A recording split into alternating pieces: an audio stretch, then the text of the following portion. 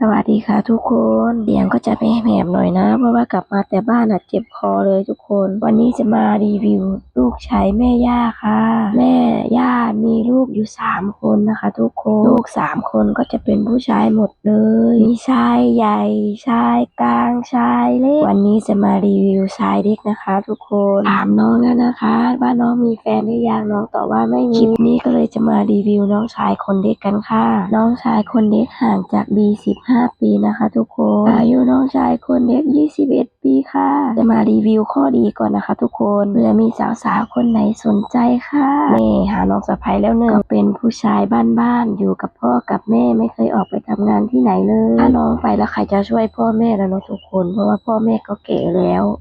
ก็น้องก็ต้องอยู่บ้านนะคะสำหรับสาวๆคนไหนที่ชอบผู้ชายบ้านๆแนะนำเลยนะคะทุกคนสาวที่ชอบกินเห็ดปวกเห็ดละโงกกินกบกินอึ่งกินหน่อม่วงหน่อไม้หาของป่ากินนี่แนะนำเลยค่ะนี่ค่ะน้องชายนี่แหละ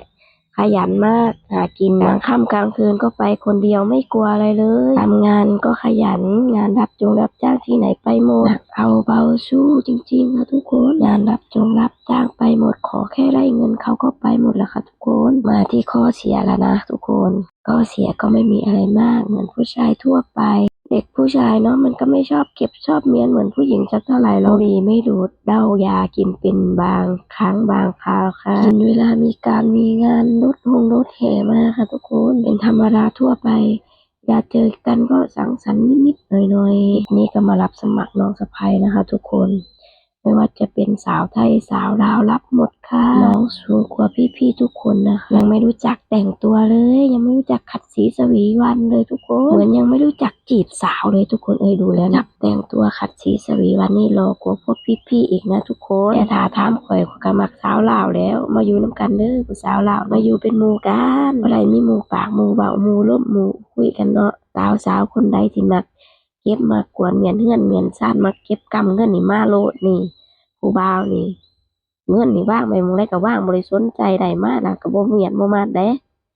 มาเก็บมาเมียนเอาเลยสาวเบาเรื่องบ้านนี่ก็มันผู้สาวลาวดีแต่เด้อพี่น้องบ้านนี่ก็ไหลสะใภ้ลาว3 คนเลยทุกคนบัดเทื่อสายแน่นหน้าแกนจองดึงกันมาเนาะทุกคนเบาไหลได้วาสนาสตาคนเฮานั่นแหละข่อยคันบ่มาหาน้องสาวนี่ก็สิบ่ได้พ้อเนื้อคู่เลยทุกคนคิดว่าสิเป็นสาวแก่ขึ้นคร้านนั่นแหละทุกคนถ้าฮอดยามมันน่ะบ่ห่างนางไม้ก็บ่ติแต่ดำซำใดก็บ่ติหมู่ถ่วงว่าผู้บ่าวคือดำแท้ก็ว่า